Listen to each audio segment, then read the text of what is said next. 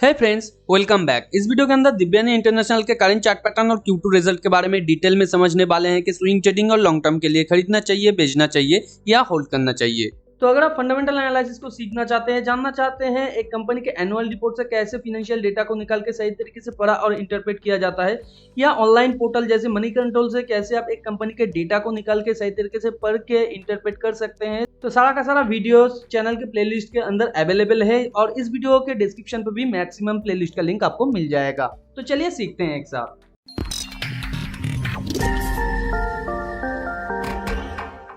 तो जैसे कि आप स्क्रीन पे देख पा रहे हैं, दिव्यानी इंटरनेशनल का ये वनडे का चार्ट है। वनडे के चार्ट में ये लगातार एक बुल चैनल के अंदर था, जहां पे चैनल का टॉप एक रेजिस्टेंस पॉइंट होता है और चैनल का बॉटम एक सपोर्ट पॉइंट होता है। तो ऊपर ये जब चैनल के रेजिस्टेंस पॉइंट तक जाता है तो फिर नीचे आने की कोशिश करता है। पिछले टाइम भी मैंने एक वीडियो के अंदर दिव्यानी इंटरनेशनल को पूरे डिटेल में कवर किया था, या ये जो चार्ट पैटर्न है पूरे डिटेल में कवर किया था। उस टाइम शेयर का प्राइस यहाँ पे था और मैंने बोला था 141 के लेवल के आसपास आपको खरीदना चाहिए। तो ये वीडियो के अंदर मैंने डिटेल में वो कवर किया था, जो मैंने 8 महीने पहले ही बनाया था। ऊपर आई बटन पे आपको वीडियो का लिंक मिल जाएगा। इस वीडियो के बाद जाके ये वीडियो भी आप चेकआउट कर सकते हैं।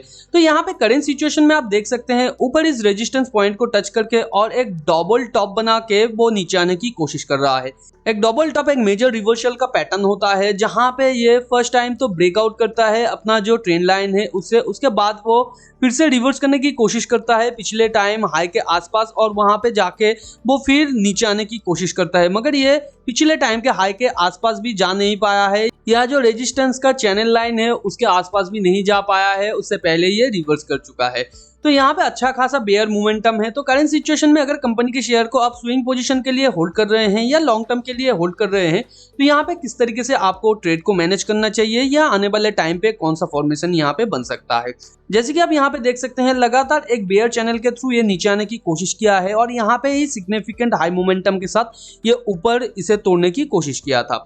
और फर्स्ट टाइम इसका प्राइस 20 EMA के ऊपर गया और फिर लगातार ये नीचे आने की कोशिश कर रहा है और पिछले 2 दिन में इसने और एक बेयर फॉर्मेशन बनाया है। तो करंट सिचुएशन में आपके लिए जो फर्स्ट यहाँ पे सपोर्ट बन सकता है 178 के आसपास, जो कि है ये जो पिछले टाइम का स्विंग पॉइंट लो है इसके नीचे। उसके बाद जो सेकेंड सपोर्ट बन सकता है वो नीचे का ये जो चैनल ट्रेंड लाइन है इसके आसपास, और अगर इसे तोड़ता है नेक्स्ट इसे मिलेगा 139 के आसपास, जो कि है ये जो मूव इसने क्रिएट किया है यहाँ से यहाँ तक, उतना अगर हम लोग नीचे मेजर मूवमेंट मानते हैं तो यहाँ पे 139 के आसपास उसका पॉइंट आता है। तो उसके आसपास भी आपको अच्छा खासा सपोर्ट मिल जाएगा और इसे अगर तोड़ता है तो फर्दर कंपनी को एक सिग्निफिकेंट पुल बैक करना होगा, उसके बाद ही वो फर्दर नीचे जाने की प्रोबेबिलिटी रखता है। और यहाँ पे अगर ये लगातार नीचे आने की कोशिश करता है तो वो उसी सिचुएशन में या उसी मोमेंटम के साथ ऊपर जाने की कोशिश करेगा। तो यहाँ पे ज्यादा गिरने का प्रोबेबिलिटी नहीं है। इसके बाद अगर overall financial market condition, company का खुद का फंडामेंटल सही रहता है, तो अगर ये सारा का सारा चीज बिगड़ जाता है तो वहां से भी नीचे गिर सकता है।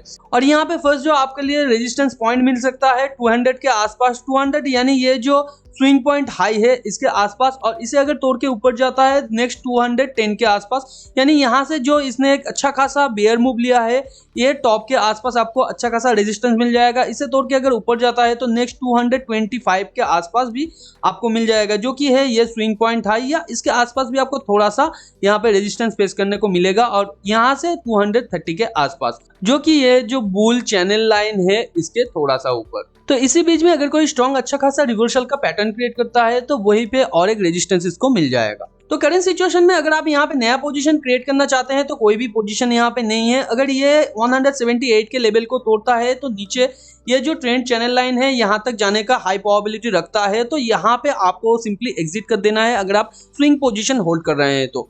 और अगर आप फ्यूचर में नया पोजीशन क्रिएट करना चाहते हैं तो नया पोजीशन कब बनेगा, जब ये अच्छा खासा नीचे आने के बाद ये जो पॉइंट मैंने बताया है सपोर्ट का, इसके किसी भी एक के आसपास से अगर ये हाई मोमेंटम के साथ ऊपर जाने की कोशिश करता है और अपने बेयर चैनल ट्रेंड लाइन को तोड़ता है और उसके बाद ये थोड़ा सा और पुल बैक करके फिर ऊपर जाने की कोशिश करता है और पिछले टाइम का जो स्विंग हाई है उसे तोड़ के प्राइस ऊपर जाता है, तो इस पॉइंट पे भी आप खरीद सकते हैं। आपके लिए जो फर्स्ट स्टॉप लॉस बनेगा ये जो नया स्विंग पॉइंट लो है यहाँ पे बनेगा, और आपका जो फर्स्ट टेक प्रॉफिट बनेगा ये जो मैंने बताया है यहाँ पे रेजिस्टेंस पॉइंट, यहाँ तक भी आप रख सकते हैं, या ये जो चैनल लाइन का टॉप है यहाँ तक भी आप रख सकते हैं।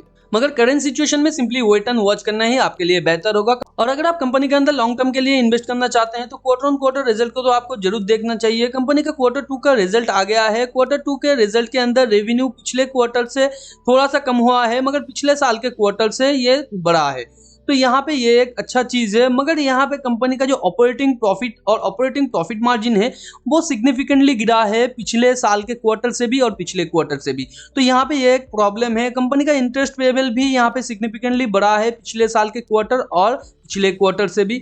मगर कंपनी का नेट प्रॉफिट पिछले क्वार्टर से तो अच्छा खासा बढ़ा है, मगर पिछले साल के क्वार्टर से ये घटा है, तो ये कंपनी के लिए और एक नेगेटिव चीज है, क्योंकि यहाँ पे कंपनी का रेवेन्यू सिग्निफिकेंटली बढ़ा है, मगर यहाँ पे ऑपरेटिंग प्रॉफिट मार्जिन और नेट प्रॉफिट मार्जिन के ऊपर अच्छा खासा प्रेशर आ रहा है। तो हो सकता है ये इन्फ्लेशन की वजह से या कॉस्ट ऑफ रॉ मटेरियल्स या लेबर कॉस्ट बढ़ने से भी हो रहा है। तो ये आपको डिटेल में समझ लेना चाहिए कंपनी के Q2 रिजल्ट के अंदर, या कॉन कॉल के अंदर भी कंपनी बताता है, तो वो जाके आपको सुनने के बाद ही कंपनी के अंदर डिसीजन लेना है। और कंपनी का फंडामेंटल, फाइनेंशियल और मैनेजमेंट एनालिसिस तो आपको करना ही है। मैं हर एक वीडियो के अंदर बताता हूं अगर आप लॉन्ग टर्म के लिए कंपनी के अंदर इन्वेस्ट करना चाहते हैं, क्योंकि फ्यूचर में अगर कंपनी के अंदर कोई भी दिक्कत होता है तो कंपनी के अंदर से निकलने का सही टाइम आपको ये सारा मैट्रिक्स ही बताएगा, तो इसलिए ये सारा चीज बहुत ज्यादा इंपॉर्टेंट है। तो लॉन्ग टर्म के लिए अगर आप पोजीशन को होल्ड कर रहे हैं तो यहाँ पे सिंपली आप होल्ड करते रहिए, क्योंकि कंपनी के अंदर कोई भी मुझे करंटली दिक्कत नहीं दिख रहा है। मगर ओवरऑल फंडामेंटल के अंदर अगर कोई भी चेंजेस आता है तो वो आपको करंटली देखना चाहिए, क्योंकि कॉन कॉल में आपको वो मिल जाएगा। और यहाँ पे एज पर टेक्निकल एनालिसिस यहाँ पे कंपनी का शेयर को आप और थोड़ा नीचे आने दे। जो जो पॉइंट पे मैंने बताया है कि कंपनी का अच्छा खासा सपोर्ट हो सकता है, उस पॉइंट पे आके अगर ये अच्छे खासे रिवर्सल का पैटर्न क्रिएट करता है तो वहां पे आप एंट्री कर सकते हैं फेस पोजीशन। और यहाँ पे अगर इस पोजीशन पे आके ये फ्लोट करने के बाद ऊपर जाने की कोशिश करता है और फिर एक थोड़ा सा पुल बैक करके फिर ऊपर जाने की कोशिश करता है, तो यहाँ पे भी आप नया पोजीशन ऐड कर सकते हैं। तो यहाँ से स्टार्टिंग से आपको प्रॉफिट मिलने लगेगा। टेलीग्राम चैनल को भी ज्वाइन कर लीजिए, क्योंकि अचानक कोई अपॉर्चुनिटी अगर इमर्ज होता है तो वहीं पे पहले दिया जाता है अपडेट, क्योंकि वीडियो बनाना बहुत ज्यादा टाइम कंज्यूमिंग हो जाता है। टेलीग्राम चैनल का लिंक नीचे डिस्क्रिप्शन पे दिया हुआ है, आप जाकर ज्वाइन करके रख सकते हैं। मिलते हैं अगले वीडियो पर, तब तक के लिए अपना बहुत ज्यादा ध्यान रखिए। Thanks for watching and happy investing.